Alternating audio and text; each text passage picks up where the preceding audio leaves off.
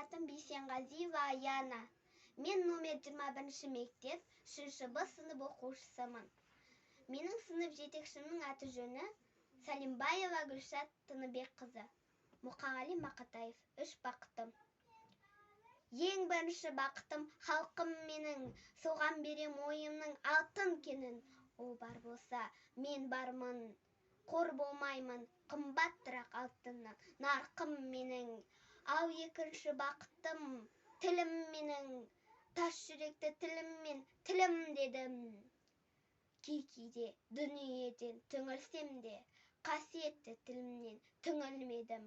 Бақытым бар үшінші отан деген, Құдай деген кім десе отан дерем. Оты сөнген жауғанда жан барсың ба?